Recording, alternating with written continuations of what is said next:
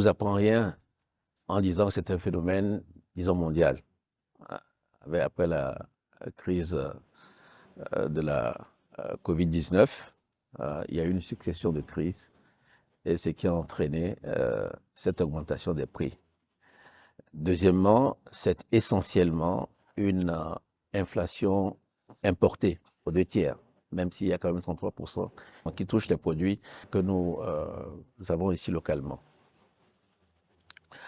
Généralement, quand il y a un choc comme ça, parce que c'en est un, c'est-à-dire qu'un événement qui n'était pas anticipé, mais qui survient, ce que nous faisons, les États font, c'est de recourir aux subventions. C'est ce que nous avons fait avec les augmentations avec des salaires et avec des subventions aussi sur les produits pétroliers, les produits gaziers. Ça nous a coûté extrêmement cher. Donc, je crois que nous avons dû dépenser la centaine de milliards. Mais vous voyez que ce n'est pas soutenable. Ce n'est pas un effort qui peut être renouvelé chaque année.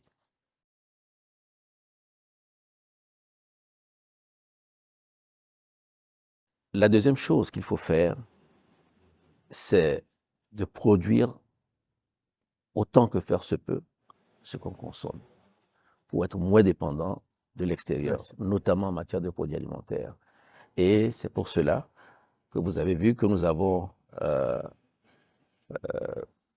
relancé, amplifié notre intérêt pour la question agricole. Oui. Voilà. Donc, ce que je peux dire aux Togolais, une bonne partie du phénomène trouve sa solution ici sur le sol togolais. Je pense que nous créons les conditions pour que l'agriculture ne soit plus ce métier pénible, un peu parfois méprisé. C'est-à-dire, on dit c'est comme si ce sont ceux qui sont à la campagne qui doivent se donner à la terre, à une agriculture de subsistance. Mais que l'agriculteur change de statut social, devienne un entrepreneur. Donc, rendre d'abord le métier attractif. Je dis souvent à mes collaborateurs que nous n'avons jamais, quand on dit que quelqu'un est riche au Togo, c'est rarement pour des questions agricoles. Alors demain, si on dit qu'il y en a un Togolais agriculteur qui est multimillionnaire ou milliardaire, parce que ça peut arriver, ce serait un exemple pour la jeunesse. Voilà un peu ce que je peux dire sur cette question-là.